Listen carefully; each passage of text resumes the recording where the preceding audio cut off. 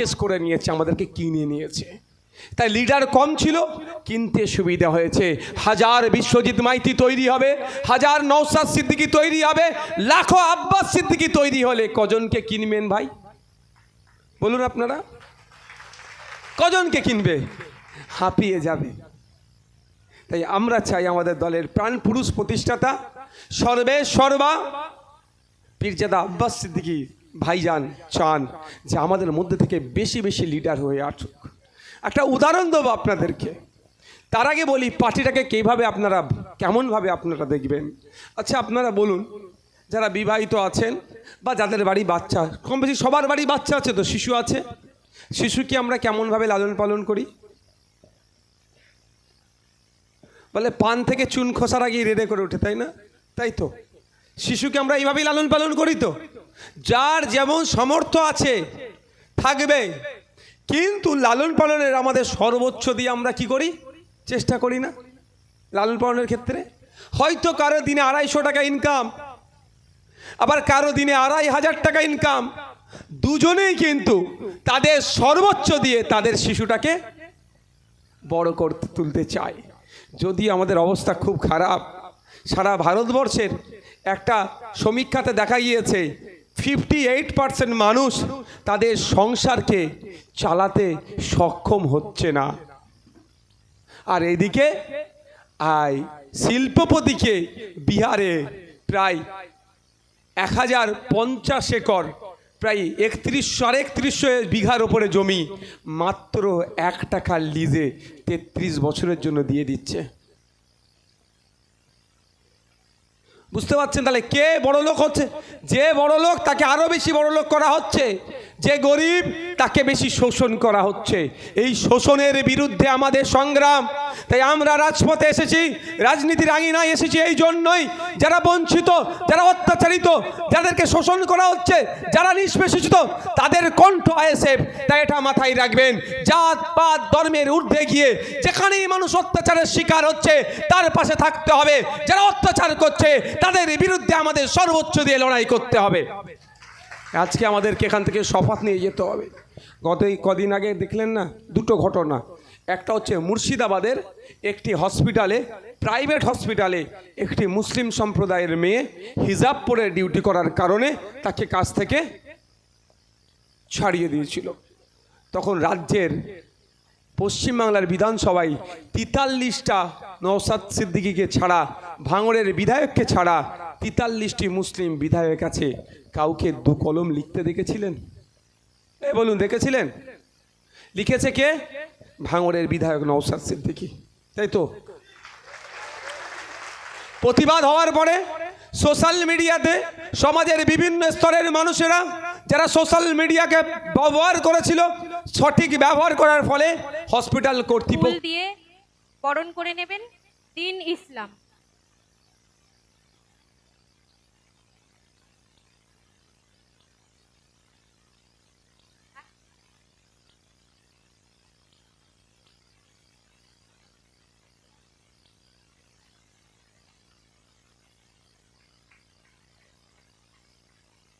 Batch পরিয়ে বরণ করে নেবেন ইমরান।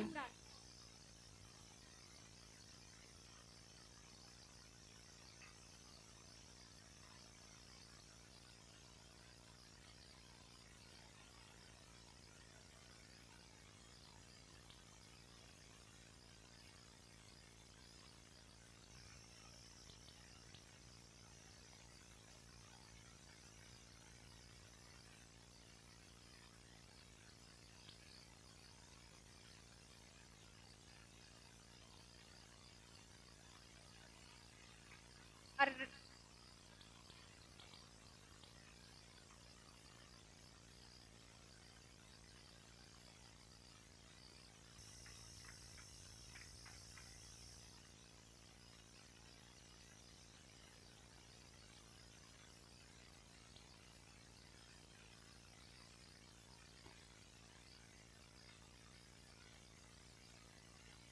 এবারে নওশাদ ভাইজান আমাদের মধ্যে সাংগঠনিক কিছু বক্তব্য রাখবেন।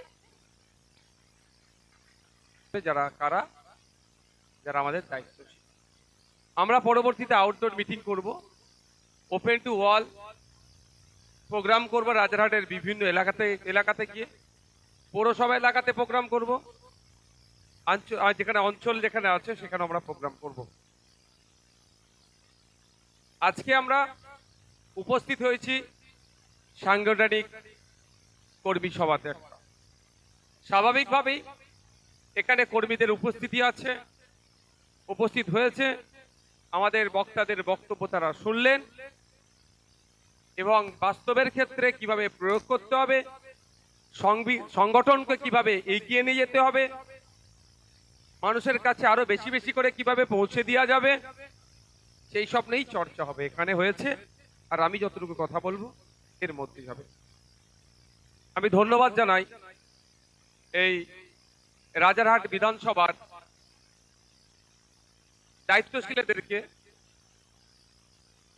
অফিসিয়ালি এখনো ঘোষণা না হলেও দায়িত্ব নিয়ে যেভাবে আপনারা কাজ করছেন, আপনাদেরকে আমি কুর্নিশ জানাই, ধন্যবাদ জানাই। আমাদের পার্টির রাজ্য কমিটির সাধারণ সম্পাদক বিশ্বজিৎ দাকে, তিনি তার মূল্যবান বক্তব্য আপনাদের কাছে উপস্থাপন করেছেন। মাইকটা ডিস্টার্ব করছে কেন?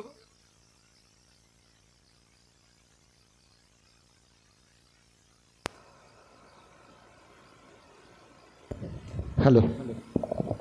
পার্টিকে এগিয়ে নিয়ে যেতে যাদের সহযোগিতা লাগে, যাদের সব থেকে বেশি শ্রম লাগে, যাদের সব থেকে বেশি সময় লাগে, যাদের কন্ট্রিবিউশন সব থেকে বেশি, তারা কারা জানেন? কারা বলুন তো? যারা এই দর্শকের আসনে এখন বসে আছে, আপনারা। একটা পার্টির অগ্রগতিতে, একটা পার্টির বিকশিত হওয়ার ক্ষেত্রে সব থেকে বেশি ভূমিকা রাখে বুথ স্তরের পার্টির দায়িত্বশীলেরা। তাই আপনারা বিভিন্ন বুথ থেকে উঠে এসেছেন, বিভিন্ন ওয়ার্ড থেকে উঠে এসেছেন। আপনাদের উপরে কিন্তু ডিপেন্ড করছে এই রাজারহাটের পার্টি কিভাবে চলবে আগামী দিনে। এটা কোনো রকেট সায়েন্স নয়, আমি বাস্তবিক দাঁড়িয়ে আপনাদের বলছি, কোনো টাফ বিষয় নয়। যদি যে যার মতো আমরা দায়িত্ব পালন করি, যে দায়িত্ব পার্টি আপনাদের অর্পণ করছে, যদি নিজের মতো করে যদি দায়িত্ব পালন করে যাই, তাহলে আমাদেরকে আর পেছন দিকে তাকাতে হবে না। আইএসএফ রাজারহাটে এগিয়ে চলবে, অন্যরা আমাদের পেছন দিক দেখবে, সেই জায়গায় আমরা দাঁড়িয়ে আছি। আজকে এই কর্মী সম্মেলনে আপনাদের বলবো, পার্টিটাকে নিজের মনে করুন। আর বাস্তবিক অর্থে পার্টির আমি চেয়ারম্যান, এই পার্টিতে আমার যতটা অংশীদারিত্ব আছে, বিশ্বজিৎ মাইতি সাধারণ সম্পাদক, বিশ্বজিৎ মাইতির যতটা অংশীদারিত্ব আছে, আপনারা যারা এখানে আইএসএফের যতজন আছেন, প্রত্যেকেরই সমান অংশীদারিত্ব এই পার্টি আপনাদের দিচ্ছে। তাহলে প্রশ্ন করতে পারেন, ভাইজান আপনি চেয়ারম্যান, বিশ্বজিৎ দা general secretary, Shamsur Ali Mallick sir working president, Nasiruddin Mir sir office secretary state, তাহলে এবার আমাদের জেলার সভাপতি তাপস ব্যানার্জি বাবু, জেলার সম্পাদক আছে, বিভিন্ন তাহলে ক্যাটাগরি কেন করা হলো? যদি অংশীদারিত্ব এক হয়, প্রশ্ন আসতেই পারে। দেখুন, এটা শুধুমাত্র কাজটা বুঝে নেওয়া আর বুঝিয়ে দেওয়ার জন্য, এর বাইরে আর কিছু নাই। আপনারা যারা এখানে নিচে আজকে বসে আছেন, কাজের মাধ্যমে আপনারাও কালকে আমার এই জায়গায় এসে পৌঁছাতে পারেন, আমাদের পার্টি সেই সুযোগ আপনাদেরকে দিচ্ছে। পারবেন, এখানে এসে বসবেন আগামী দিনে। আর আমি তো বেশি বেশি করে চাই, এখানে যারা বসে আছেন ওই জায়গা থেকে উঠে যত বেশি এখানে বসতে পারবেন, ফ্যাসিস্ট দুর্নীতিগ্রস্ত সরকাররা তত পিছিয়ে চলে যাবে। অর্থাৎ আমাদের দলিত, আদিবাসী, মুসলিম, হিন্দু নির্বিশেষে পিছড়ে বর্গের থেকে যত লিডার উঠে আসবে, তত এই ফ্যাসিবাদী কেন্দ্রের বিজেপি সরকার চিন্তিত হবে, ততই চিন্তিত হবে এই দুর্নীতিগ্রস্ত তৃণমূল সরকার। আমি চাই আমাদের পার্টি চাই, আমাদের পার্টির প্রতিষ্ঠাতা পীরজাদা আব্বাস সিদ্দিকী ভাইজান সব সময়ের জন্য চাই যে দলিত সমাজ থেকে, আদিবাসী সমাজ থেকে, মতুয়া সমাজ থেকে, নমশূদ্র সমাজ থেকে, মুসলিম সমাজ থেকে বেশি বেশি করে কিভাবে লিডার উঠে আসবে, যে লিডার জাত ধর্ম বর্ণের ঊর্ধ্বে গিয়ে মানুষের জন্য কথা বলবে, সংবিধানকে রক্ষার কথা বলবে, বাংলাকে বাঁচানোর চিন্তা ভাবনা করবে, দেশকে এগিয়ে নিয়ে যাওয়ার চিন্তা ভাবনা করবে। আর আমরা মনে করি আপনাদের মধ্যে থেকে আগামী দিনে এটা উঠে আসবে। কি হবে তো নাকি ভাই?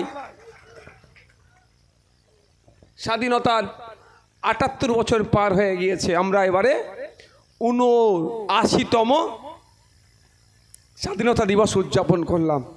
এরপরেও কেন আমি আদিবাসী হওয়ার জন্য আমি আমার অধিকার পাচ্ছি না? এটা হোক না, অসুবিধা নেই।